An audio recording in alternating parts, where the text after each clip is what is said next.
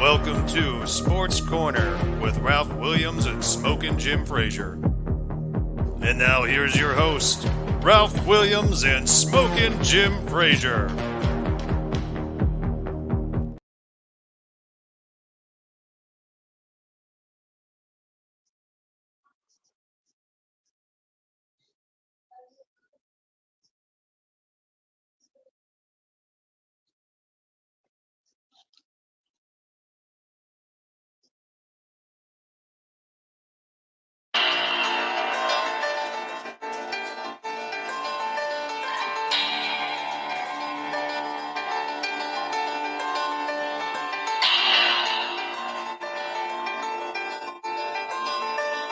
Oh, yeah, it's time for another edition of Sports Corner.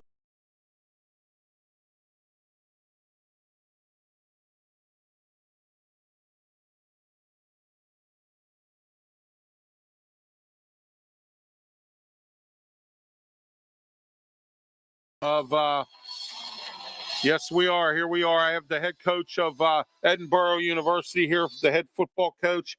And also later on at 4:30 today, we are going to have Joe KUKLIS. He will come on from Draft Nation, formerly known as Draft 412, to talk with us about the NHL draft and who and what the Penguins have done so far. Smokin' Jim Frazier, my co-host. Smokin' Jim, how are you today? Oh, I'm doing great. Can't wait for this show, buddy. Oh, yeah, you know it. All right.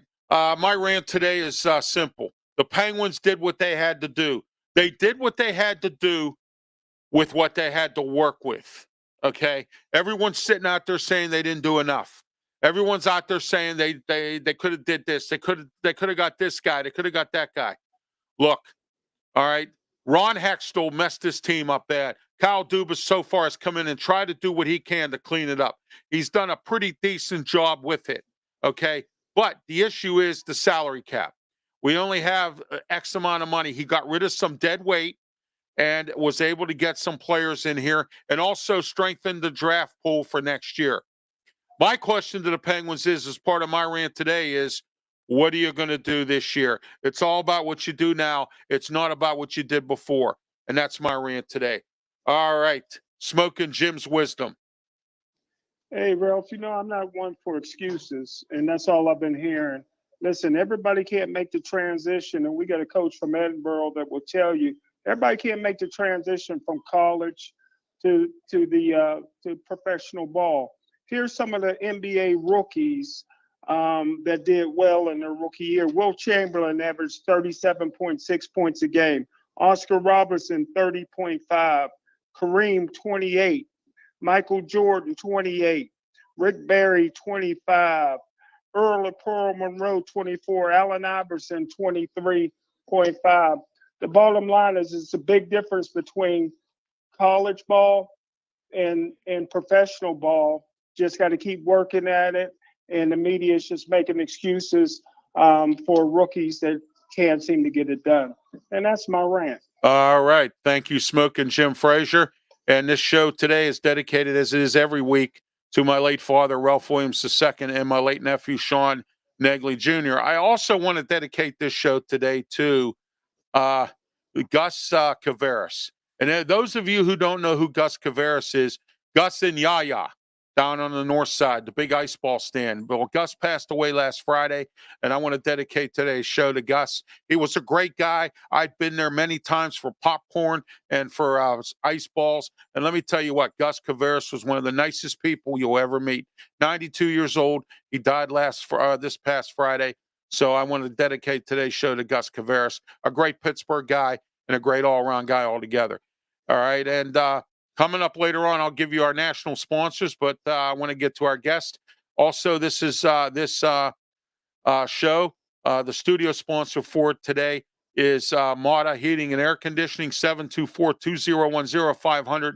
MATA is the studio sponsor for all of RW Media shows, all across the board here. And don't forget, I'll be on vacation starting tomorrow until July 10th. All right, now let's bring up our guest, the head coach of Edinboro University, Jake NULPH. Jake, welcome to the program. Thanks, Ralph. Listen, long-time listener, first-time caller. Appreciate you guys having me on.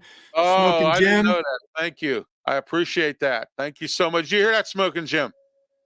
Yes, that's great. Thank Yes, you. isn't it? Thank you so much, man. I really appreciate that. And last week, everybody, before we get to Jake here, last week we had the most views within the week of the show of all the shows we've done on social media. We had 54 views last week. We normally average about 30 to 40. We were up to 54 last week. Keep it up, everybody. I want to get us up to 100, 200 views or more coming up by the end of the year. So, for this program. All right, Jake, tell us a little bit about Edinboro University. I know you guys are you guys in Division I? No, we're actually Division II school in the Okay. President's State Athletic Conference. So we're in the PSAC. Okay.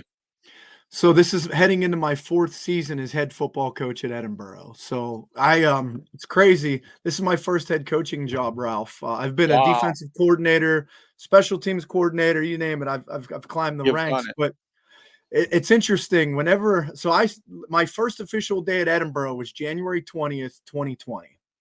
So when they tell you, hey, you know what, the world is going to shut down, there was no head coaching manual to navigate through a pandemic, as there was no life manual. It was a crazy start to my coaching career at Edinboro, but things are going well. We're really excited about this up and coming season.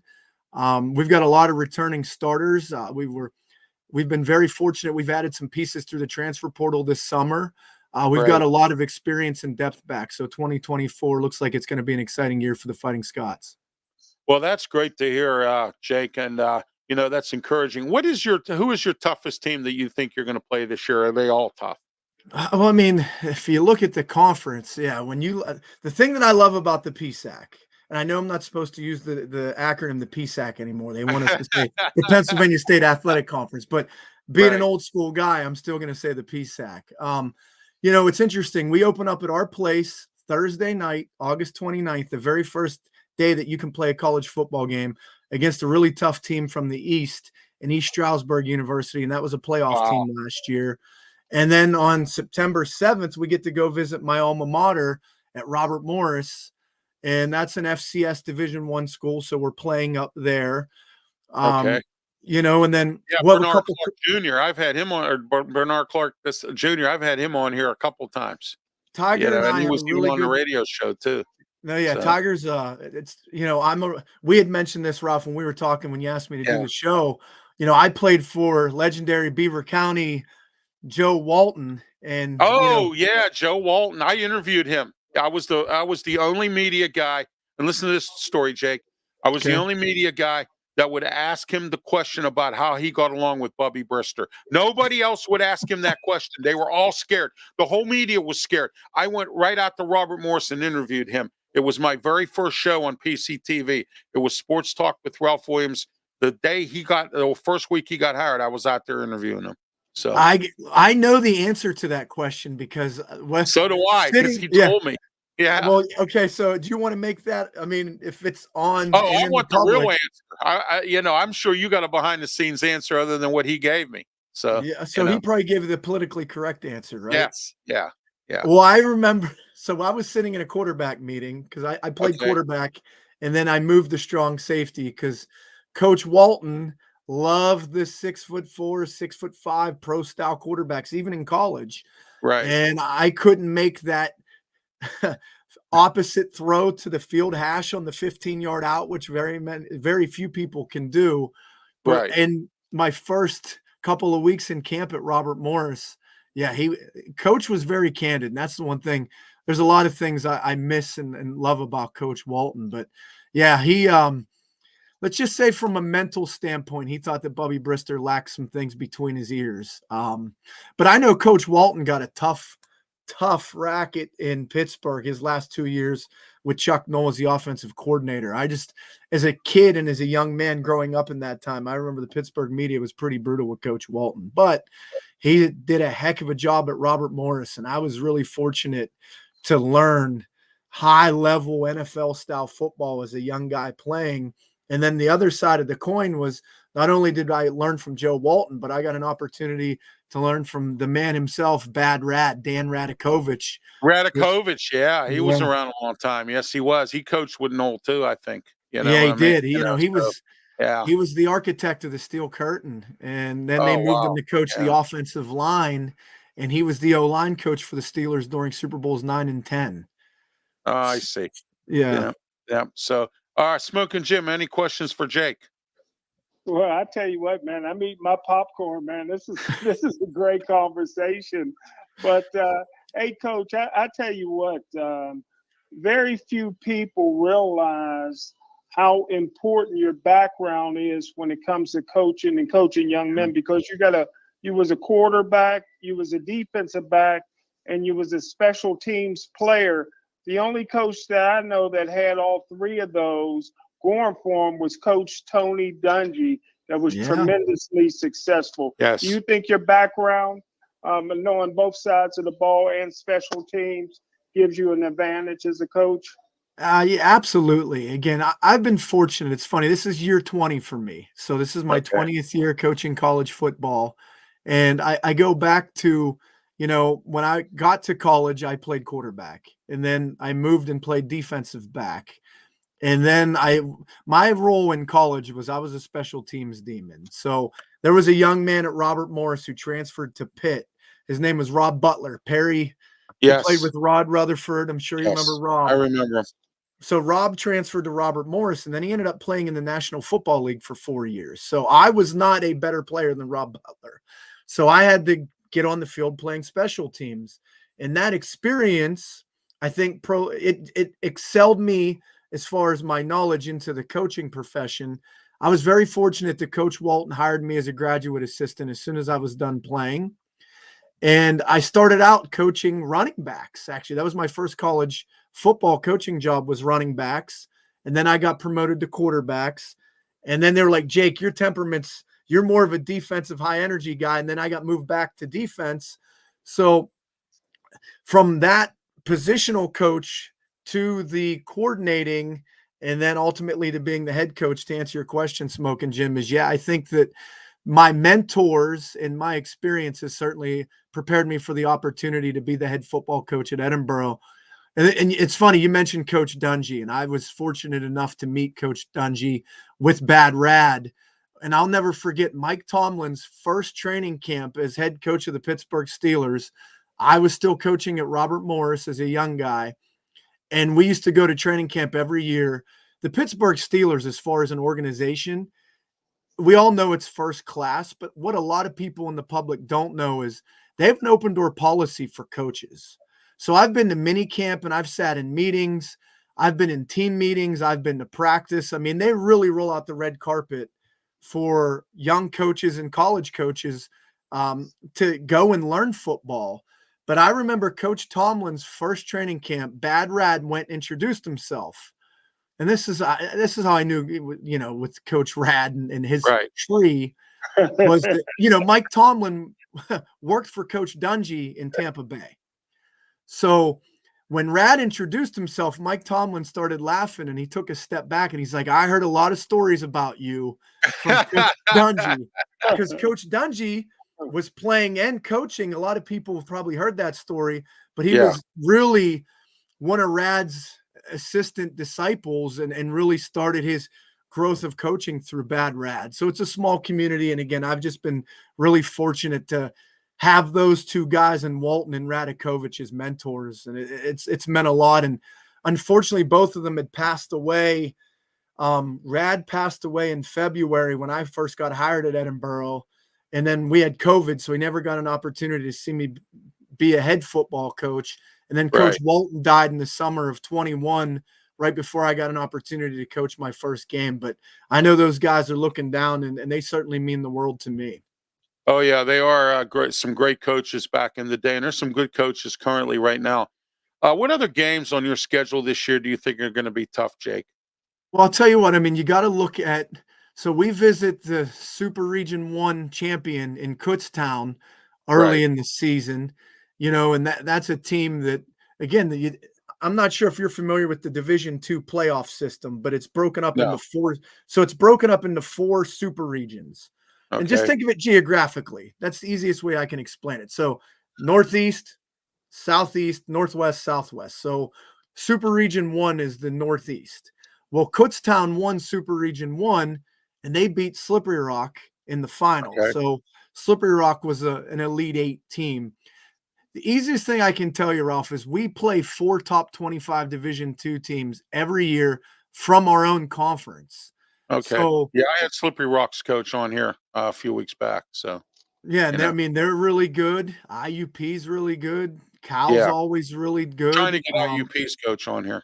Yeah, So and I work for Paul Tortorella, so and I know we had mentioned I put thank it. Yeah, so right before I was at Edinburgh, I was at IUP, and that was really oh my first year. I'd always coached FCS Division 1 AA for the old school listeners, and Division 3. So when I got to IUP, it was the first time I actually coached Division 2, and it got me acclimated with this conference and just how tough it is when you look at over the last 10 years. Generally, the winner of the Northeast region in Super Region 1 comes out of our conference. So it's a tough league. It's a physical league. You better show up and play every week or you're going to get beat. And that's the thing where it's not an air raid league where right. teams are going to line up like a Hawaii and 10 personnel and throw it all over the yard. They're going to line up and pound it down your throat. And then they play really tough defense. So that's the thing that I really liked from an outside looking in about this conference was the brand of football that we play. And I think it carries over into what you're seeing on Sundays as well. Absolutely. We're in the Mata Heating and Air Conditioning Studios, 724-201-0500. Call Mata today. Mata Heating and Air Conditioning. It's summer. Air conditioners on the bum. We'll give them a call, 724-201-0500. Any last questions for Jake there, Smokin' Jim? Yeah, just real quick. Yeah, Rob Butler's a friend, personal friend of mine. His son. There you go. I don't know if you heard, Coach. His son signed. His son Aaron signed to play with Deion Sanders up there in Colorado. But hey, I'm with you. I study Division 2 as much as I do Division 1, and I tell you what, your conference is as tough as any conference in the country.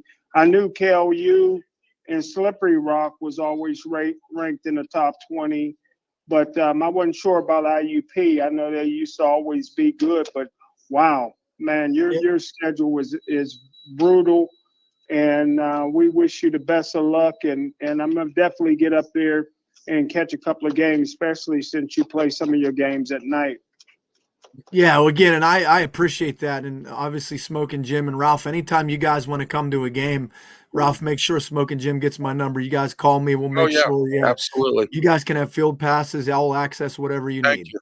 Appreciate it. Of course. All right. That was Coach Jake Nof, the head coach of Edinboro. Coach, thanks for being part of the show. And have a good time tonight at the Pirate game. I hope they win tonight. So yeah, me too. I've been to right. 2 games so far. I'm 0-2. I'm hoping to flip it to tonight's big win. Go Bucks and go Burrow, guys. Thank you so much for having me Have on. a great one. Thanks, Coach guys. Jake Nof, the head coach at Edinboro. I want to thank him for being part of the show. And coming up right now, we have in the waiting room, we're going to bring him up a little early here, Joe KUKLIS. Joe's from Draft 412, now known as Draft Nation. He's here today to talk with us about the NHL and the hockey and Penguins. And Joe is brought to you by the original Hometown Pizza, Moon Township, University Boulevard. Give him a call today, 412-264-4444. The delivery, eat in or take out. Give him a call today. Tell him Ralph Williams sent you, and you will get a discount on your order. And today is Double Stack Tuesday. You get 2 pizzas for the price of 1. All right, Joe, welcome to the program. Thanks for being here. My pleasure, Ralph. Thanks for having me again. I really appreciate coming back on. All right, Smokin' Jim, say hello to Joe. What's up, my man Joe? How you doing, buddy? I'm well, sir. How about yourself? All right. That was Joe. Joe, tell us a little bit about what happened with the draft. I didn't get to check much of it out, but I caught, I think, part of the second day. What's going on with the Penguins? Where are they here in the draft, and what did they do to really improve the team? Sure. So, the draft this year's draft was a down draft. The one player that everybody thought was hands down first overall was Macklin Celebrini from Boston University. He ended up going to San Jose. There was no real drama around that. I think that was it reminded me of the year that Alexis Lafreniere was drafted to the New York Rangers, where he was sort of the odds-on favorite to go there. And beyond that, there was a draft of guys that would eventually make their way to the pros, but that ultimately needed some seasoning either at college or in the minors. And that's exactly what happened. And I think this draft looks a lot like that. So there were some surprises earlier on in the night, especially Beckett Seneca, who was drafted third overall by the Anaheim Ducks. And I think that Ivan Demidov, probably the best player in this draft, being Russian, slid to number 7, as opposed to going perhaps number 2 overall where he should have been. And it was very reminiscent of what happened last year to the Philadelphia Flyers and Matvei Mishkov. I mean, they sat at 8, and Mishkov got out of his military service and is now on his way to the NHL by way of the KHL a couple of years earlier than they had thought. And so where I think that the same thing with Demidov this year, there might be a little bit of that that's floating out there, where there might be some buyer's remorse and the opportunity to go back and draft, kind of redraft a few years from now. But it was deep in terms of defensemen, and that's where, to your original question, the Penguins really focused. They did not have a first round; they had given that up last year, as you know, as part of the deal for Erik trade, right?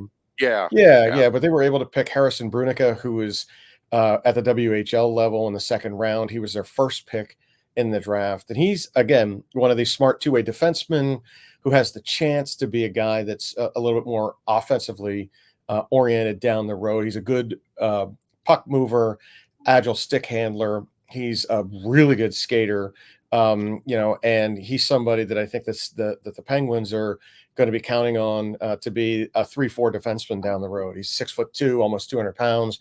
And by the time he fills out in 2 years, and maybe, they see him make a move to the NHL, I think people will be excited to see him there. Their other second round pick, which they had gotten via the Jake Gensel trade, was a guy named Tanner Howell. And he's also in the WHL. And they got him 46th overall. He's a little bit different player. This is a forward, a guy's 5'10", 185 pounds, almost like standard NHL hockey issue player these days. High energy guy, very versatile. He plays the game hard. He doesn't mind getting his nose dirty going into the corners. A lot of scouts kind of said that he's a smaller Patrick Hornquist. For Pens fans that might want to draw some sort of level of comparison, he's not as strong as Hornquist was, but he has that same kind of skating. He's a guy that'll play with a ton of heart.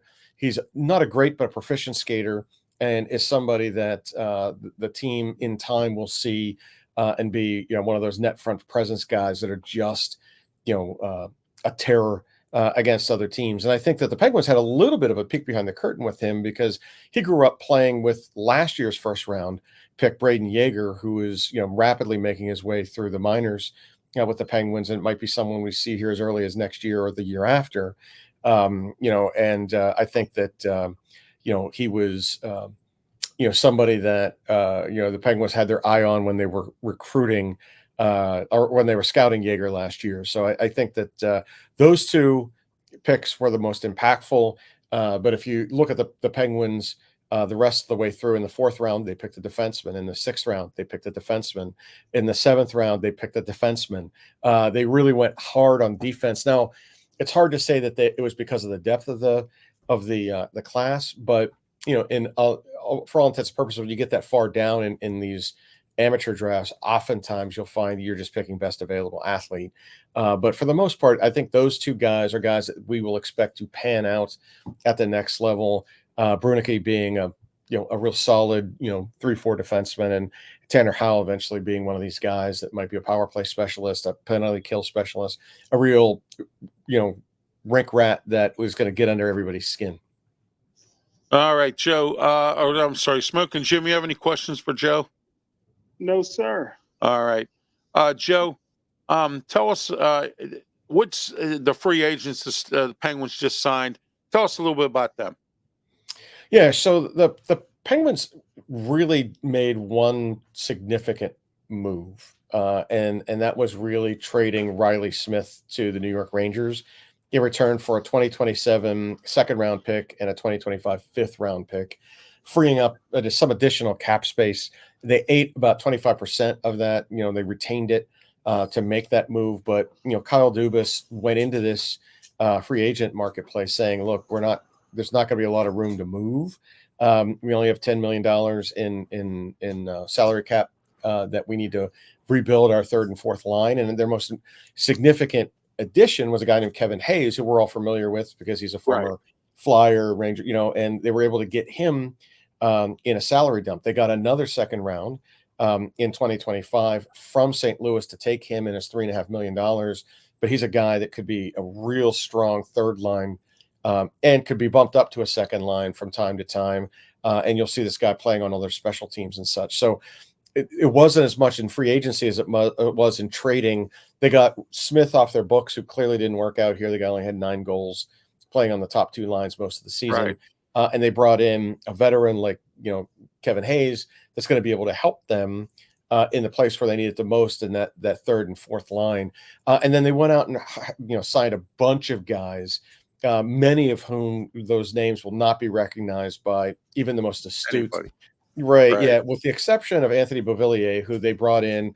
Most of us in Pittsburgh would recognize him because he was a former Islander, a former first round pick of the Islanders. And at one point was, making $4 or $5 million a year, doing very well. He had an off season and was shipped around at a few places last year before coming to Pittsburgh this year. But he's somebody that you can see some, real production from on those third and fourth lines. He's a guy that has a scoring touch. He's also a guy that has a little bit of speed to him. And so even though I do not think that Dubas is done, there's a rumor out there that they have an offer out to Vladimir Tarasenko from the Florida Panthers to come in and play either on Malkin's line or Crosby's line. I'm not sure they have enough room unless they move more cap, move more players off to make more cap space for him at a very legitimate contract. But we'll see. They're only 2 days into it, and last year the Carlson deal didn't really happen until 2 weeks after the start of free agency. So I don't think Dubas is done. I think you're going to get a bunch of guys out there that they don't want to be left without a chair when the music stops, and so they might take diminishing contracts on a 1-year deal, hoping that they can either be traded at the trading deadline, which Dubas I'm sure would like to see to add some additional draft capital, and them go on to a team that has a chance at winning the cup, or come here and revitalize their career and ask for more money next year. So I think you're going to see maybe 1 or 2 more moves around the edges as far as that goes over the next couple of days, maybe a couple of weeks, and then we'll go into that quiet period before training camp. Your thoughts on the Hurricanes trading Jake Gensel? That was kind of crazy. They signed him to that big contract and then ended up trading him. What was the story there, Joe? What do you think is the deal there? They actually, the way it worked is they traded his rights because they weren't going to sign him. They tried to get him signed. 7 years at $9 million is what the Tampa Bay Lightning paid for him. So even though they gave up a late second round, which ended up being a mid-second round for the Penguins last year as a rental, they weren't able to get the deal done for him. And as a result, that ended up being at last minute trading of his rights, so that the only team that could negotiate before the open of free agency was Tampa, and Tampa ultimately chose him over an aging Steve Stamkos. Stamkos bounced out, their longtime captain, they shipped him out, didn't they? Well, he left via free agency to Nashville, where he made almost as much as Gensel. I mean, Gensel was, is making $9 million over 7 years, and they had, by shipping him out, they made room for them not only to sign Gensel, but they also were able to sign Victor Hedman to a long-term deal. All right, while I have you here, what's your thoughts on the baseball draft coming up? I know you guys are the experts at drafts here. Pirates, what do you think the Pirates might be looking for? And what do you think the Pirates might do in the trade deadline? Well, two things, right? So where the Pirates have the greatest need is outfield. Okay. The minors are Everybody says that. well, it's practically bereft of it, or else they'd Yeah. be playing up here right now. They just don't have it. So it may make sense for them to choose. And there's a handful of guys at that 9 spot that could fit that bill. At this point, it's still a little early to predict where they go. But I think the Pirates have always believed in strengthening up the middle, right? Catcher, pitcher, shortstop, center field. They've just really ignored the outfield over the last few years, and it's cost them. Yeah, it's really they just don't have talent there. So I think if I were the Pirates, I'd be looking to add to my outfield. Right. However, that doesn't mean that's necessarily going to happen. They might have someone fall to them, and it's just too much to pass up, and they can find outfields through trading other assets. Right. That now that they've got this glut of pitching talent, they can move pitching away for outfield talent, or they can go into a trading deadline and look for a guy that might be able to provide some pop to their outfield. They're just never going to be a team, at least that's going to go out and spend money in the free agency route. So they're going to have to develop their talent, and bring it all. And that's what we're seeing that right now with Keller coming into his own, Jones coming into his own, and of course Skeens. And in a few years, they're hoping that they've got this unbeatable lineup. If they don't, they have the makings of it already. They've got a top 3, and I think that's great. But what they're missing is power, right? They have no power at first base. No. They have no power in the outfield. Reynolds is what he is, but that's about all they've got. So, and they've got a glut of guys that they can move at pitching and shortstops. They've got a bunch of shortstops in the minors that they might be able to move. Yeah, they got plenty of infielders. They really don't need any of them, Joe. Yeah, but I don't think the Pirates are going to be buyers. They're never if they are, it's going to be around the edges, looking toward next year. I think everybody realizes this is not guys who didn't make it in the other team and need a change of atmosphere. Right. Something like that. Guys like that. I think, Joe, they're going to have to bring in. Smokin' Jim, you have any questions for Joe? No, sir. All right, Joe, thanks for being part of the program today. I really appreciate it. I'm sorry. Always my pleasure, man. Always sorry threw you a curveball about the Pirates. I don't mind. That's what we're here for, man. Anything draft or team building, I'm here for it. Don't sweat it. One other question I have, and I forgot to ask you this question. Which team do you think in the NHL draft had the best draft? It's hard to argue against San Jose because of Celebrini, and they had 2 first-round picks. Right. Okay. So if you've got the best player in the draft and you also got a guy at 11 that you traded up for to get, you added your talent around it. And I think they're going to arrive a lot sooner than people expect them to. But I also think that Washington and Philadelphia were very active. And I think Washington moved up and back and around, did some things, and then they went out on the free agent market and made themselves, even more competitive with remains of their glory year team. So I would say from a draft perspective, Anaheim from a trading free agent draft perspective, I would have to say I love New Jersey, what they did with bringing in Markstrom for goaltender, and they went out and got a couple of free agents, and and I think the Capitals are trying to the Dubois move. I think they're trying to rebuild on the fly, very similar to what the Penguins have been doing over the last couple of years. I don't know if it'll work. But I'd have to say San Jose, even though it's a bit of a cheat. Tell us a little bit about yourself, Joe. Tell us about Draft Nation. I know it was Draft 412. It's now Draft Nation, or is it both still? I've been promoting you as Draft Nation now. So So thanks, Ralph. I appreciate it. I mean, we've been building an e-magazine that focuses on all 4 major sports in our professional drafts for the last couple of years. And so if you're a fan of team building, which would involve things like free agency and like trading deadlines and like the draft, that's what we like too, and it's very similar to what you would get from Mel Kiper, except we're just not football. We're also baseball, basketball, you don't have the hair hockey. either. No, I don't have the hair. I don't have the hair. That's for sure. Yeah. So, but I'm trying to allude to something that we're close to. And the goal there is to create this online community where folks can talk about their favorite teams, their rival teams, what they think is going to happen, sharing those conversations, and then ultimately, derive some form of draft entertainment from it. All right, Joe, thank you for being part of the program as always. And it's great to have Draft Nation as a sponsor.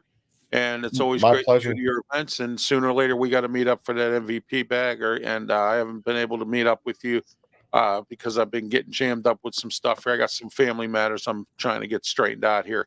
And as soon as that happens, then we'll be able to meet up this weekend. This week, I'm going to Erie. I'll be back next week on the 10th, so there'll be no RW Media shows at all. So that's where I'm heading. Smokin' Jim, you want to say anything to Joe before he leaves? Always good talking to you, buddy. All right. Yep. Same to you guys. Enjoy your 4th of July. Oh, thank you. You too, Joe. Thank you very much. Joe KUKLIS from Draft 412/Draft Nation, but they're actually going under Draft Nation. RXJ, our steady watcher here. Hi, Ralph. Hope you're having a good day.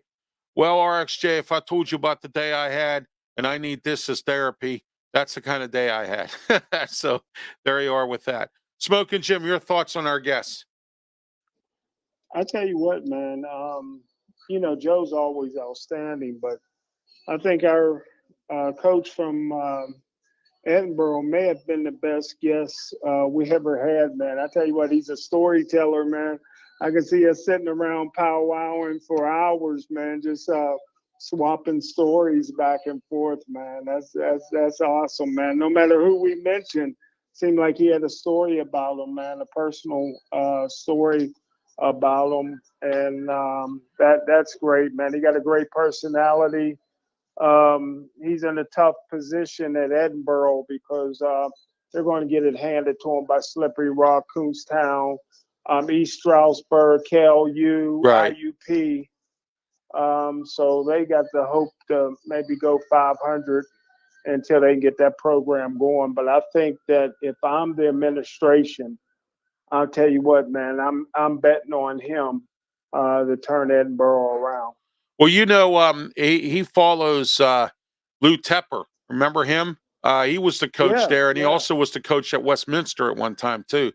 So Lou Tepper has been in this area coaching, and he used to coach at Illinois and a few other places. So at big time college football. So Lou Tepper brought those programs back, just like Joe Walton did with Robert Morris. And so all right. Robert Morrison have a program. I know. Yeah, Joe Walton started it. Yeah, exactly. Yeah. So you talking about building a football program, man. That from a school that never had football before. That was a hard task. Yes. But Joe Walton did it. Yes, he did. He really did. And it was my distinct pleasure to interview him. He was I said, it was my very first interview. So, I'm glad we found out what we always knew, that Bubby Brister was too stupid to learn. Oh, he was. So. Joe Walton told me that. He says, Ralph, he says, Joe, well, he didn't say stupid. He just said that he couldn't grasp the offense, like Jake said. He said, he gave you the political part of it, or what he wanted the media to know, kind of thing. But he didn't say stupid. He just said he couldn't grasp my offense. I mean, and then another thing too, Smokin' Jim, we've talked about this many times about coaches. Bubby Brister thought him and Tom Moore were like buddies. After the game, they go have a beer somewhere, go eat out or something, or go have French fries or something like that. They were over each other's homes. Kind of like the Bruce Arians Ben Roethlisberger relationship. It was the same thing with Bubby and Tom Moore. And then when Tom Moore left, Joe Walton's a coach. He's not your friend. I mean, and that was something that Tom Moore did differently. And Tom Moore's offense was not that hard. You know what I'm saying? It was just a simple running game, him and Chuck Noll. And he's still at it, Tom Moore. He's like in his 80s, and he's down there in Tampa Bay working with, what's his face down there, their coach. Gosh, off the top of my head right now, I can't remember his name. But anyhow, they're down there working with him in Tampa, and he's been around the league. He was at Indianapolis for a little while. And, he's still kicking, still going, 85 years old, still going. So, I give him a lot of credit for that as well. All right, Smokin' Jim, we come back after these words. We're going to talk about, we have a lot to talk about. We're going to get into our college football review of the conferences. And today, Smokin' Jim and I are going to talk about the MAC conference. Later on at 5:30, we're going to talk about the Money in the Bank pay-per-view coming up on Sunday. There was the Forbidden Door with AEW. And I'm going to talk about the final the final episode of Who Killed WCW, because it was a great episode, and we're going to find out who did. I mean, everybody did. There was a lot of people that killed WCW. There was a lot involved, a lot to blame. So, but we'll talk about that at 5:30 when we come back right after these words.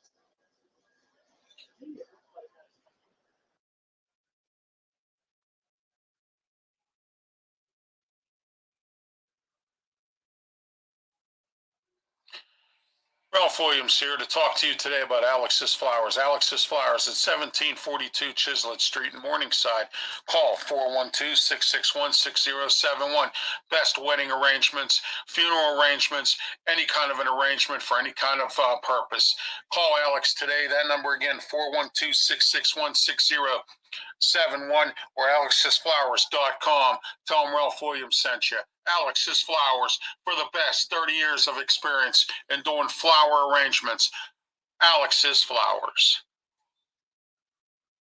Yeah, let me talk to you about Sleep Pittsburgh. Sleep Pittsburgh, 8th Avenue, Homestead, 412-462-7858. Sleep Pittsburgh has the best prices on mattresses, futons, day beds. The selection is excellent, and they have no credit check financing. Head on out to Sleep Pittsburgh today or get online with sleeppittsburgh.com for all the best value and the best selection. Sleep Pittsburgh for the best sleep tonight. Do you need insurance? I'm talking about auto. I'm talking about fire. I'm talking about life. And I'm talking about any kind of insurance, even renter's insurance. Well, call Robin Campbell today at 412-366-3399. Give Robin a call. Farmers Insurance, Bristol West. I got to tell you, Robin Campbell came to my house and spoke to me directly about insurance options. And he also will set you up with the best insurance you need for your car, for your car, for renters, for fire insurance, anything, homeowners, any kind of insurance through Farmers Insurance or Bristol West.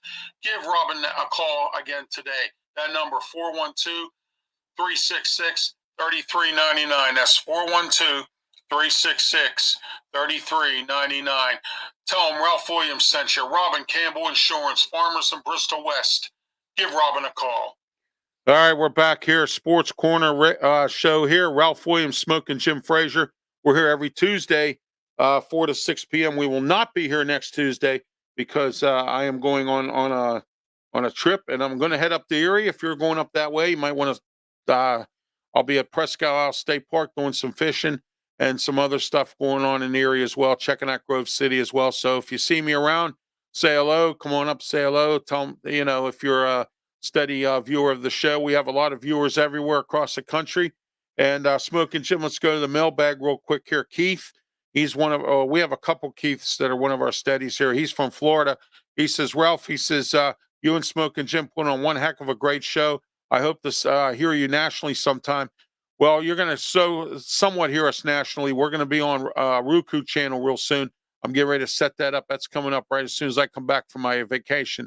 We're going to be on a Roku channel, also on Spotify, and we're also going on TV, PCTV channel 21, Comcast, 47 Verizon Cable in Pittsburgh, and you can catch us live in August. We are going to be live.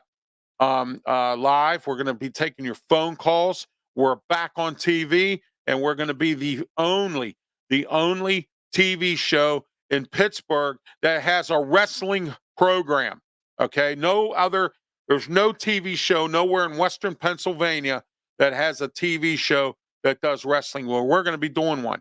All right, so, we've teamed up with our independent wrestling partners, so we're going to be doing a lot. Don't forget, if you go to any Allied Powers wrestling show, don't forget to check us out. They're going to be at the Castle in Johnstown at 6 p.m. bell time.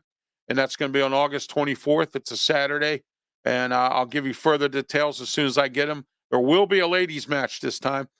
Smokin' Jim and I went to the debut, or the second debut, because this company's been around before. Bubba Brewer brought it back. We were in Indiana, PA last Sunday, and we had a blast. It was a great show. I'm working on getting some wrestlers on here in the independent circuit. And I'm also, as you well know, connected and friends with Daniel Polinsky, who is Corey Graves' father. We'll talk about him later on because he was on with Michael Cole on Raw last night, and he was also is doing his SmackDown duties, and we'll be talking about that later on. All right, Smokin' Jim, let's get started here for a minute. We're going to do some other stuff here before we get into the college football conferences here, Smokin' Jim. Are you ready for the college football season? Sorry, Smokin' Jim, go ahead. I'm always ready, brother. There you go. All right. Steeler news, not a lot of it, but I do want to mention this. The NFL is involved in a $41 billion lawsuit involving, or a $4 billion lawsuit involving some kind of trademark or something like that. The Steelers have to pay, every team has to fork out $450 million in this lawsuit, Smokin' Jim, and it's going to take a bite out of the Steelers' wallet here. Your thoughts on this lawsuit? I'm not familiar with it. What happened? It's a lawsuit in regards to ticketing and promoting. Supposedly, all the NFL teams didn't get permission from these people, and they went ahead and promoted it. So now the NFL's making all the teams who were involved, and I think every team was probably involved in this, have to pay $450 million to cover this lawsuit. Your thoughts on this? So. Wow. Yeah. I knew it had something to do with the, the NFL package, but hey. Well, that's basically what it was too. Yeah, that was involved in this. Well, so 500 million in these teams is wow, that's big. That's a big one. Man. That's a lot of money, man. That's a lot of money, and now the Steelers got to fork it out, and the Steelers are not good at forking out money. So but anyway. All right, I want to get into some NFL here. The Pro Football Focus has released their top 10 offensive lines of pro football. You ready? Number 10, the Dallas Cowboys. All right. Okay. At number 9, our Pittsburgh Steelers. At number 8, the Buffalo Bills. Number 7, the KC Chiefs. Number 6, Atlanta Falcons. Number 5, the New York Jets. Number 4, the Cleveland Browns. Number 3, the Indy Colts. Number 2, the Philly Eagles. And number 1, you ready? Yes. All right, the Detroit Lions are number 1. Detroit Lions. Wow. So there you are. And our friend RXJ, who lives up in Michigan, is a Lions fan. But he says, I'm a Michigan football fan, but when the MAC is on, I root for them. And he likes Bowling Green. He also said that RXJ has said that as a Michigan fan, I'm pumped to go beat up Ohio State. That ought to be an interesting game. So, don't forget July 30th. I'm working on getting our college football summit here. We're going to have somebody on to talk about Penn State, somebody on to talk about West Virginia. I'm working on a couple people, and someone to come on to talk about Pitt. And I might have all 3 of them on at one time. I can do that, Smokin' Jim. So we might have all 3 of them on at one time, have a big debate about who's going to be number 1 this year, who's going to do better than the other, who recruited better and all that stuff. I think we have a pretty good idea about West Virginia and Penn State, Smokin' Jim. They have had a great recruiting year. Pitt has had an average year, as they always have, because they just signed another 3-star athlete. I think they got 1 5-star wide receiver or something, and after that, they haven't gotten anything above 3. Your thoughts on this year's recruiting with the 3 teams? Well, I think West Virginia always recruits the same type guys, 2 and 3-star recruits. Then they try to coach them up. For some reason, they can't get the 4 and 5 stars. Penn State's always 4 and 5 stars. They always get the best of the best recruit. And Pitt used to get better quality recruits than they do now. They are in a bidding war, seem like, with Dayton and Robert Morris for the players that they get, and then they can't coach them up. So, Pitt is may be a 3-win team for a while. Oh, yeah, absolutely. And all right, let's get into some local stuff here. The Riverhounds have their 2024 Hall of Fame class. It's Paul Child, and I know you know who Paul Child is. He played for the old Spirit team that was the indoor soccer team at the Civic Arena. I'd been to a couple games. Randy Dattini's another one, and Gary DePalma. All of them have once at one time played soccer in Pittsburgh, but they deserve to be in the Riverhounds Hall of Fame. And I think Paul Child or Gary DePalma or one of them did play with the Riverhounds when they first started. I interviewed Dave Casper on my when I had my radio show on WEDO Sports Talk with Ralph Williams. I interviewed the first year they were getting started. I interviewed Dave Casper, and he was talking about soccer in Pittsburgh and everything else. Your thoughts on these guys getting in the Hall of Fame? Wow, man. Anytime you make a Hall of Fame, that means you're the best of the best, man. And that's a tremendous honor for somebody to deem you worthy going into any Hall of Fame. So congratulations. Oh, yeah, absolutely. All right. We're going to get some information here. I think this Saturday or next Saturday, the Passion, they play their playoff game. That's coming up. They're going to be at, I believe, Pine Richland Stadium. This year, Smokin' Jim, the Passion won. I think they lost one game, but they won all their other games, and they're in the playoffs. They're going to be, if they win this game, they go to the championship. It's not a big league now like it used to be before. There's only 6 games, regular season. So the Passion are getting ready to play. They're going to be at Pine Richland Stadium. I can't remember off the top of my head who they're playing, but I do know they're going to be there. I'm trying to find it here if I can as to who they're going to be playing. I'm not real sure, but that's fine. I don't see it here, but I'll find it, and we'll get it to you before the show ends as to who they're going to play. All right, Pitt football. They have signed a 4-star recruit cornerback, Mason Alexander, for the class of 2025. Penn State Smokin' Jim landed 4-star edge rusher for 2025 class. Jaden Woods, your thoughts on these guys? Again, Penn State lands the best of the best of the best. I mean, they still got to prove they can do it in college. But the people that rate the high school athletes, Penn State always gets the 4- and 5-star recruits. They get better walk-ons than Pitt and West Virginia get. Penn State gets quality walk-ons, 3-star recruits. Usually they'll come on and walk on and hope to get a scholarship down the road. Penn State is just a football institution, and they're going to get the best of the best. And they just been coming up a little bit short against Ohio State, Michigan. But Michigan used to come up a little short against Ohio State, and Jim Harbaugh turned that around. So it's never too late for Penn State to do the same thing. Oh, no, it's not at all.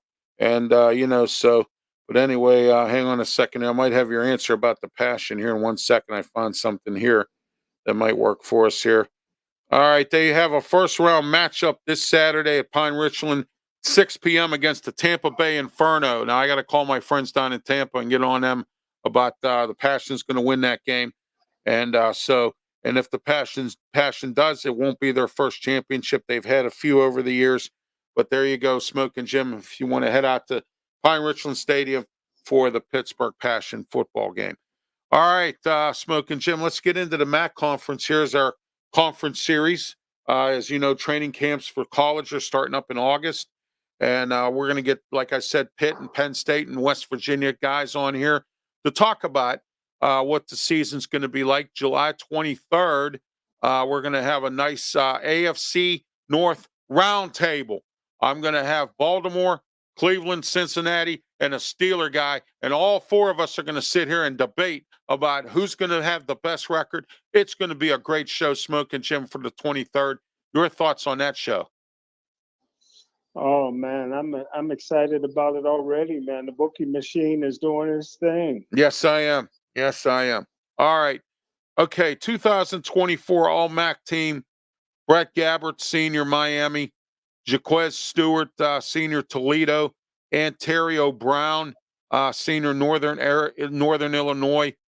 Toledo, Jawan Newton, wide receiver, as part of this All-MAC team for 2024. Also, They have Jesse Pruitt the third, Central Michigan.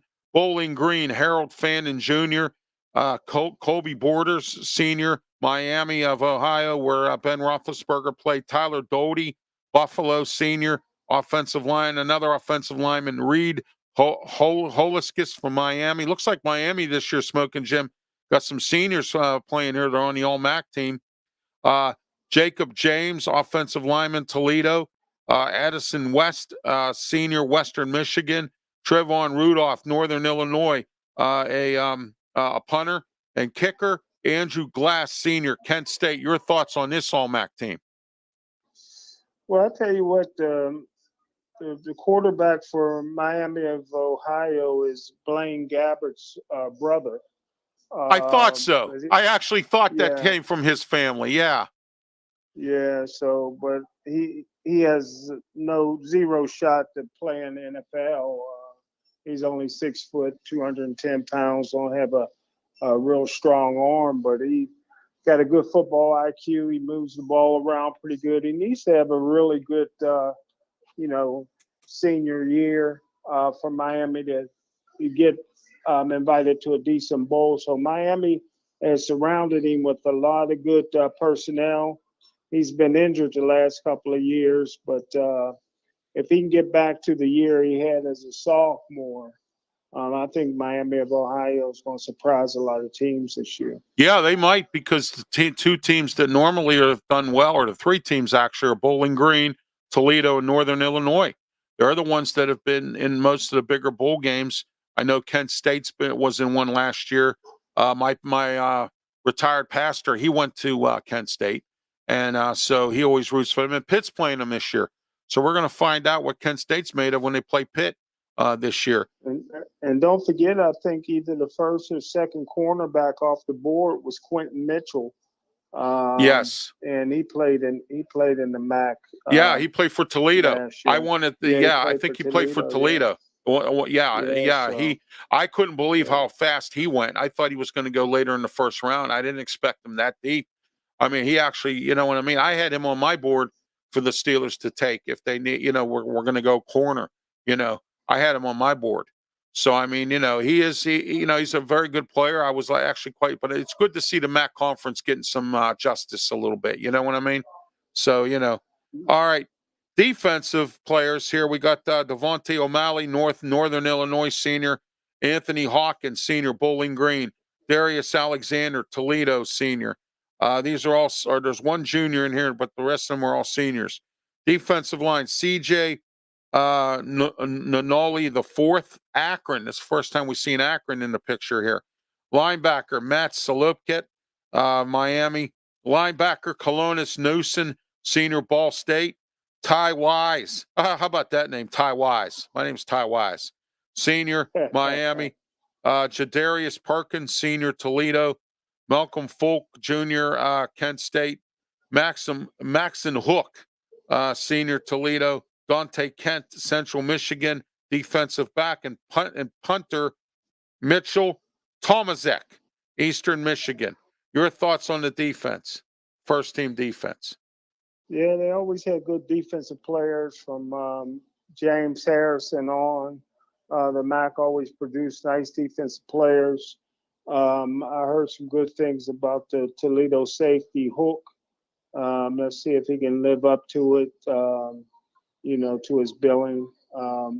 You remember Jason Taylor, the Hall of Famer from the Miami Dolphins, played for Akron. So, he was a great defensive player. So the MAC has a reputation of producing some very fine defensive players. So it looked like a lot of them could leave their legacy here this year. Okay, let's take a look at top 10 NFL talent for the MAC for this year that's predicted. Harold Fannin Jr., big, strong, athletic tight end, junior, Bowling Green. Matt Salopik, linebacker, senior for Miami. Eastern Michigan, Mitchell Tomaszek, punter. Trevon Rudolph, wide receiver, kick returner, senior, Northern Illinois. Javon Newton, wide receiver, senior, Toledo. That's CJ Nully the fourth. Has a knack for getting into the backfield, defensive end, senior, Akron. Hey, there we go. We can draft him, Smoking Jim, for the Steelers. This guy from Akron here. He has the knack of getting into the backfield. There you go. He can stop the running game. There you go. All right. So anyway, next, Ontario Brown, powerful, physical, and fast senior running back, Northern Illinois. There we go. Let's tell oh gosh, what's his name? Not why is my mind today not with it here? I don't know. But anyway, so Gavin Garcia, running back, junior, Kent State, CJ Brown, safety, junior, Bowling Green, and Maxon Hook, safety, senior, Toledo. Your thoughts on this top 10 NFL talent? Well, I tell you what, man, the MAC puts them out, man. Antonio Brown was a great player in the MAC, but I tell you what, man, the games, I think the two best teams is going to be Toledo and Miami University. They play each other pretty early in the schedule, October 5th. They get it on, man. So that could be for the early conference championship. Maybe the winner of that game may get a decent shot at a bowl game. So I think the BCS will move to 12 teams this year. I still don't think that's enough to get a MAC team in. Right. But who knows? Oh, yeah, absolutely. One of these, either Toledo or Miami of Ohio, if they finish undefeated, may have an outside shot getting into the BCS game, man. Oh, yeah, absolutely. Okay, Smokin' Jim, we come back. We're going to start our second hour of Sports Corner. We'll have a half hour of sports, and then at 5:30, we're going to talk wrestling. We have a lot to talk about in wrestling today. We have the Forbidden Door. We're going to dissect that. Your buddy Swerve won his title back. He's still the champ there, Smokin' Jim. And we'll go into the rest of this. And then we'll dissect the Money in the Bank lineup and getting matches for the Money in the Bank. WWE coming up. Drew McIntyre was just added. So we'll talk about all that when we come back right after these words.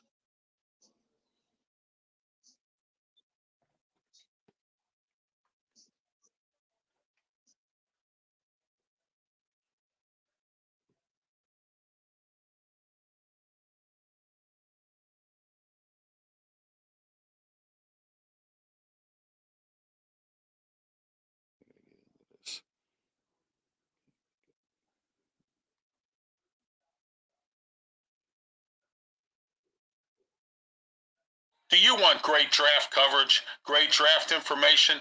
Do you want it all about any draft? NBA, Major League Baseball, the NFL. Let me talk to you today about Draft Nation. Yes, Draft Nation has the best coverage of all drafts, NBA, Major League Baseball, NFL, anything connected with the draft. And they also have an e-magazine that they'll put in your inbox, $9.99 a month. DraftNation.com. Check them out today.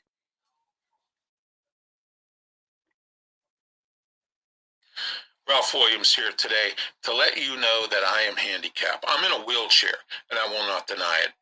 But I've had some recent inconveniences lately. So you know what I did? I went on and I reached out to foldandtravelmobility.com. Foldandtravelmobility.com has some of the best folding power wheelchairs. Look, do you not go to certain events because you can't get there or you can't make it because you need a folding power wheelchair to put in your vehicle?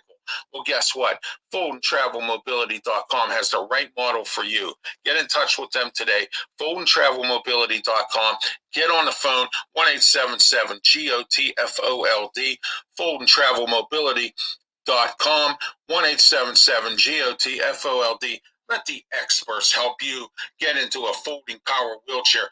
Don't be sad. Be glad. Let your life get back in order. Foldandtravelmobility.com. Let me talk to you here today about Mata Heating and Air Conditioning. 724-201-0500. Mata Heating and Air Conditioning. They have the best technicians to handle your furnace, air conditioner, UV lighting, snow melt, much, much more. Call them today, 724-201-0500.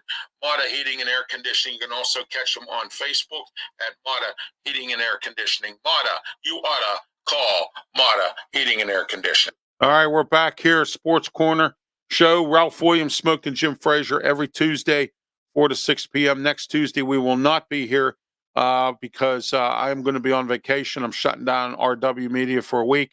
I will be showing archive versions, or if you wish to look at archive versions, go on my YouTube channel, Ralph Williams, RW Media, and don't forget to subscribe as well.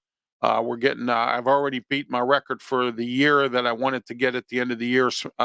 Smokin Jim, it was 150 and we're up to 152. So let's keep it going. The momentum is going for RW Media shows, including Sports Corner, Wrestle Talk, and also don't forget about Ralph Williams, or Ralph's Opinion Local, Sports Corner, Ralph Williams One-on-One, all going to be on PCTV coming up soon, right in July. And then in August, Sports Corner goes live. I'll have the date for you coming up next week. I'll be posting it on my Facebook page as I meet with the director down there to get us scheduled, Smokin Jim. I am so excited. I can't wait to get back to PCTV. You there, Smokin Jim? Sounds good. Welcome back, Ralph. Oh, PCTV. yeah. Sorry. I thought you got lost there at the bingo game. No, I'm just kidding. But anyway. All right, let's finish dissecting here some possible bowls that perhaps hold on. The big games here, August 31st, Miami versus Northwestern. What do you see in that game? You see Northwestern killing Miami, or you see Miami giving Northwestern a game? Northwestern hasn't been that good for a while. Well, they're up and down. Every 4 or 5 years, they may have a really good team that can compete in the Big Ten. So you never know. But in terms of getting the better recruits, you got to go with Northwestern. All right, Max Hook and Ty Wise should be drafted just based off of names. RXJ says that, Smokin Jim. Mac has some good talent. We just saw Mitchell, the DB from Toledo, get drafted in the first round. Absolutely, RXJ. I do agree with you on that. September 7th, Smokin Jim, Northern Illinois versus Notre Dame. What do you see there? Blowout for Notre Dame. Okay. Toledo versus Mississippi State. Mississippi State hasn't been that great. They've been sort of up and down. What is that? What's his face is down there? The former Florida State coach. He just got fired, or he resigned, or stepped down, or something down there in Mississippi State. What do you see in that game? Well, they play in the SEC, which is really tough, but they get quality recruits and they're fast, man. They recruit them kids from the South and they can really run. Yeah, Jimbo Fisher. That's who was coaching Mississippi State. Jimbo Fisher. All right, Toledo, Mississippi State. We just talked about Northern Illinois on September 28th versus NC State. Your thoughts on that game? Well, anybody can get upset, but you got to say NC State's the favorite. Yeah, you know what? I think if Northern Illinois is as good as they have been, that could be a dogfight. You know that? I mean, that could be a close game, and it just might be. Miami at Toledo. Where they playing that? Where Northern Illinois playing NC State at? At NC State. See, that's the thing. That's the problem. Most of these teams got to go on the road, and that's a disadvantage. Yes, it is. Especially in college football, yeah. Oh, yeah. Well, here's an in-conference game, Miami at Toledo, October 5th. That should be a dogfight. I mean, here you got two good teams, Yeah, remember we just talked about that last segment. Yes, we did. October 12th, Ohio versus Central Michigan. Ohio none of their players have been mentioned here. They haven't been good since Frank Solich stepped down. They lost to Duquesne a few years ago. So we'll see where Ohio goes at Central Michigan, October 12th. October 19th, Toledo at Northern Illinois. That ought to be a dogfight there. What do you think about that game? Depends on how badly Toledo's beat up. They've already had to play Miami of Ohio. Attrition is. I mean, a lot of times these teams, they're starting 11 on offense and defense is pretty good, but when you got to start going to the backups, that's when it starts breaking down and the the competitiveness goes away. So if they stay healthy, that should be a real good game. But let's see who wins their attrition battle. Well, here RXJ says here, Smokin' Jim in the comments section. I see Toledo beating Mississippi State 24-20. You know what? That could be an upset. MAC teams have been known to upset people.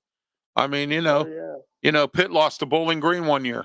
But anyway, November 12th, Western Michigan versus Bowling Green.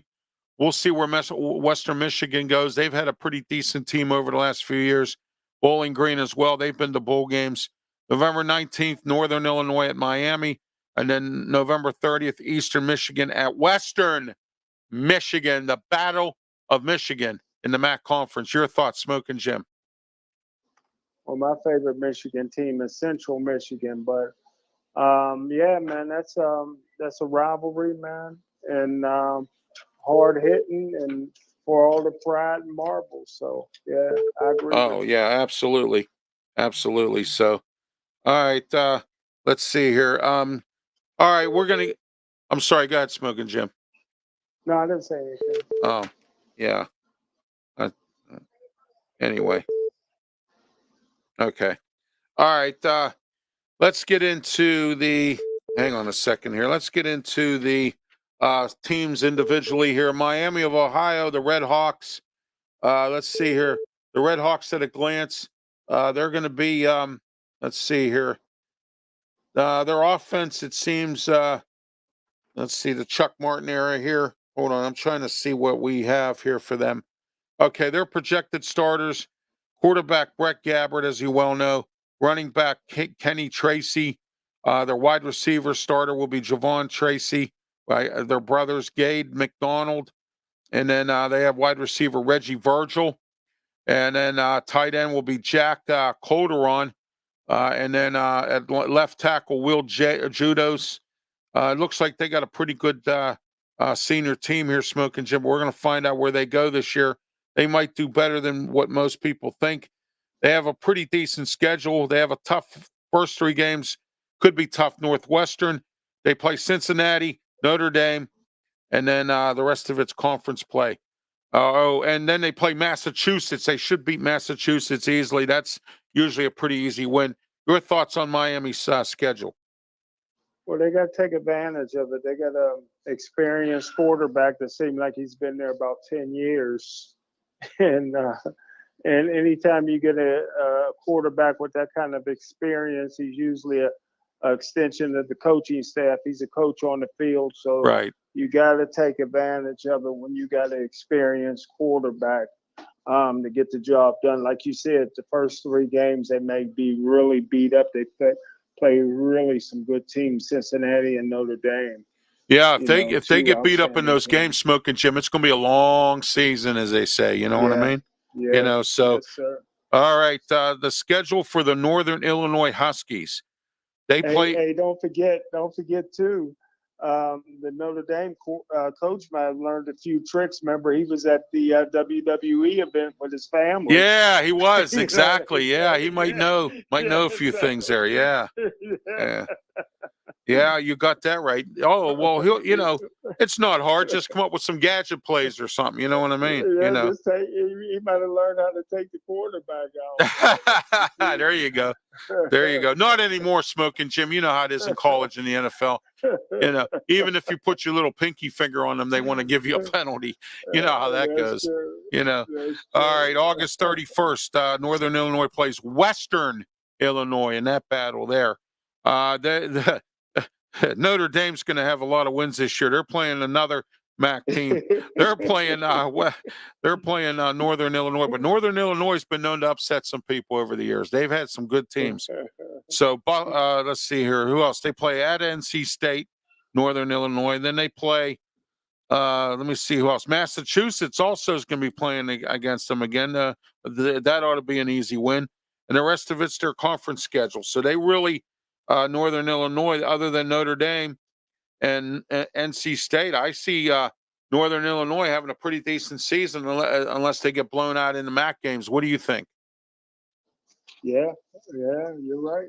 So Toledo, you ready for this one, Smokin' Jim? Guess who Toledo's first game is? Who? Duquesne. Wow. Wow. They play Duquesne. I'm not going to say Duquesne won't beat them, but I think they're going to win against Duquesne. I You do know, too. September 7th, they do play too. Massachusetts. Boy, Massachusetts going to have a bad record this year playing all these MAC teams. So, but anyway, also they play at Mississippi State. We talked about that earlier. And the rest of the games is their conference. So, oh, wait, I'm sorry. They play Western Kentucky at Western Kentucky. So, Toledo could be competing this year. It looks like their schedule's not too bad either. Bowling Green, Smokin' Jim. Let's talk about them. Their first game is against none other than Northeast Conference Fordham. So there you go there. And guess who Bowling Green plays next? You ready? Yeah. At Happy Valley, Penn State. Wow. And then the 21st, they play Texas A&M. And then I tell you, you don't sell this team out. They've had a good team the last few years. Old Dominion. Old Dominion has upset a couple people. So, you might see 3 losses out of 4 at the top of the schedule for Bowling Green. So just to let you know there. And then they have their regular games as well. All right. Central Michigan, the Chippewas. Their schedule is Central Connecticut State, and that's a Northeast Conference team. Central Michigan should win that game, but you never know again. Anything can happen. They play Florida International September 7th at Florida International, at Illinois. Let me tell you something. Brett Bielema has Illinois competing now. Last year, they were in a bowl game. They actually were doing some competing. Brett Bielema, he's a former coach of Utah and several other teams, Arkansas. So, he's got Illinois back up when Lovie Smith ran it into the ground. So, Hey, you know what I always say? I always wonder why Illinois is not better, because they're right there in Chicago, man. Yeah, And the talent exactly. in Chicago is unbelievable. And so Illinois should be good every year, and they're usually not. So that's a good point. Yeah, I was surprised Lovie Smith didn't recruit well, because he's an NFL coach, and all the recruits would be like, "Yeah, he coached the NFL. Yeah, let's go see what Lovie Smith." Lovey's old now, man. He got too old, man. Oh, I know. No, I understand that, but I mean, I'm saying, Lovie Smith, you would think the recruits would jump. You know what I mean? But like you said, he's too old now. I mean, and I get it.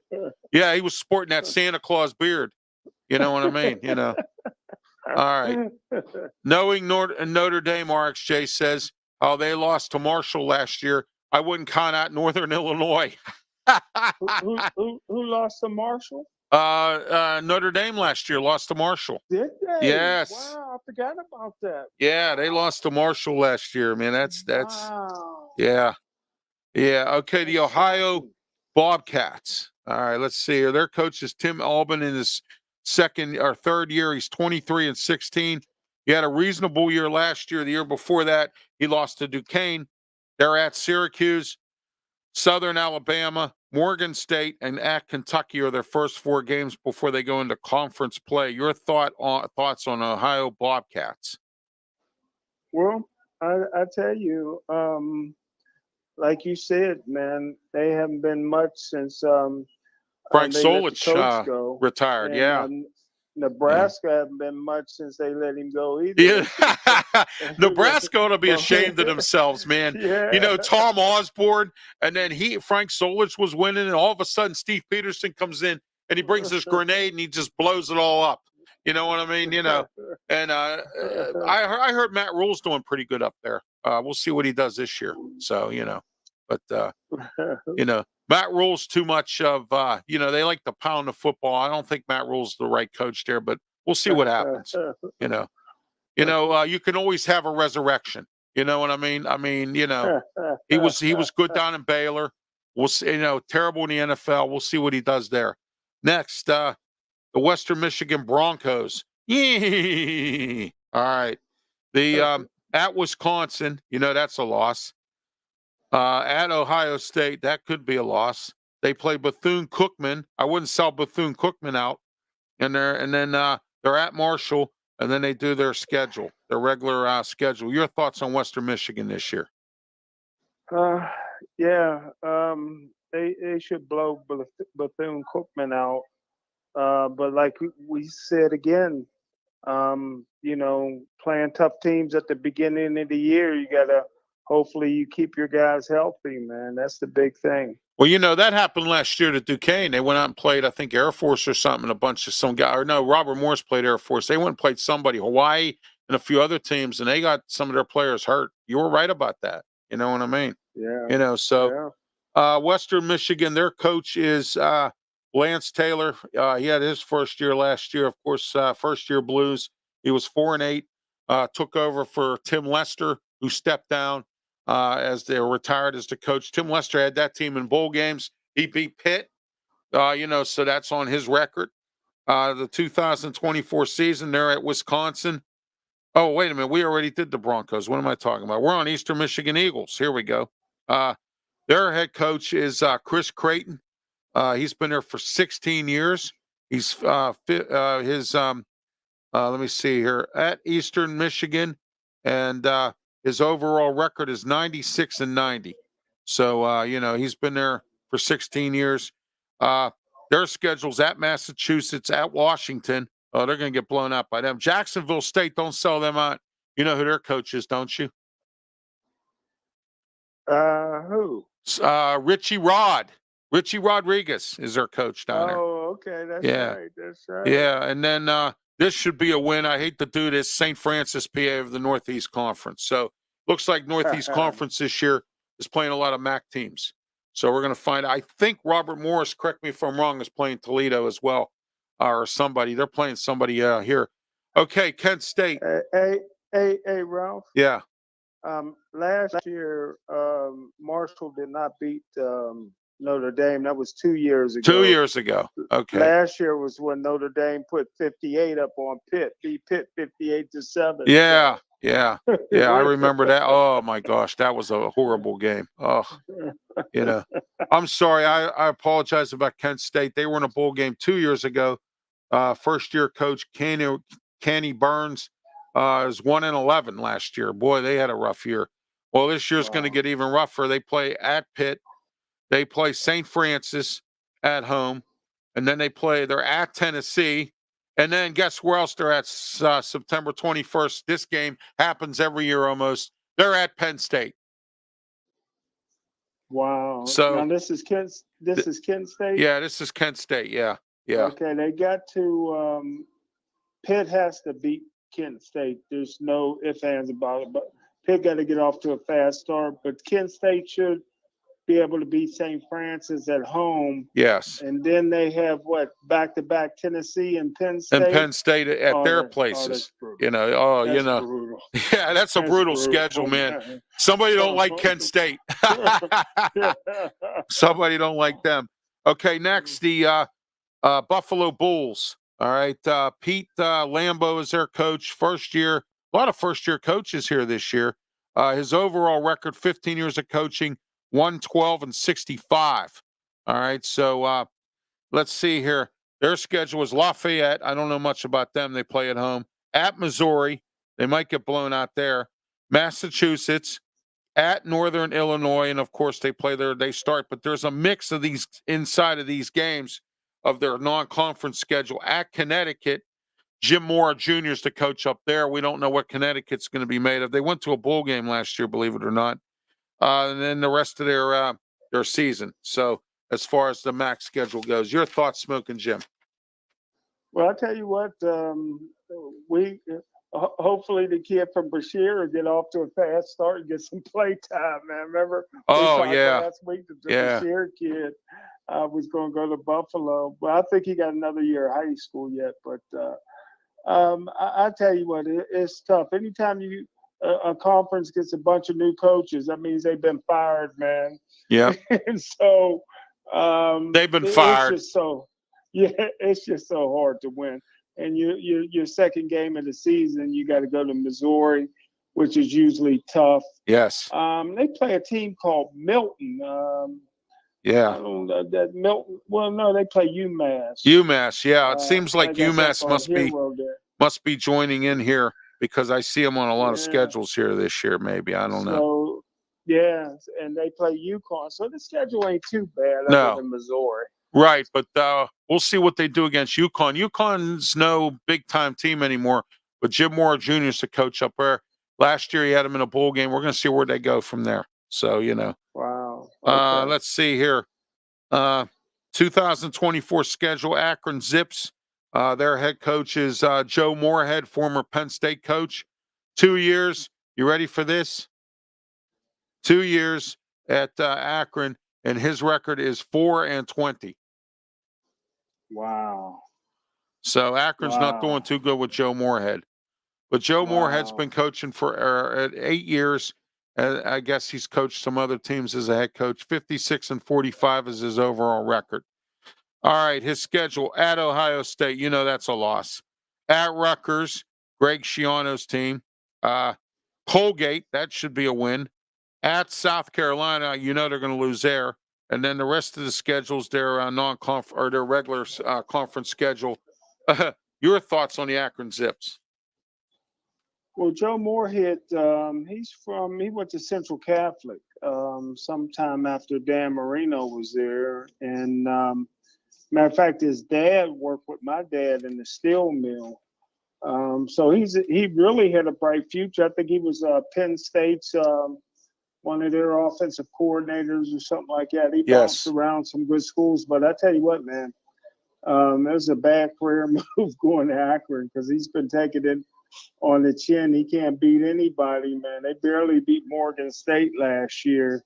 Right. And so seems like everybody has a problem at Akron. Who was there? The one Terry Bowden was there, and he didn't do that good.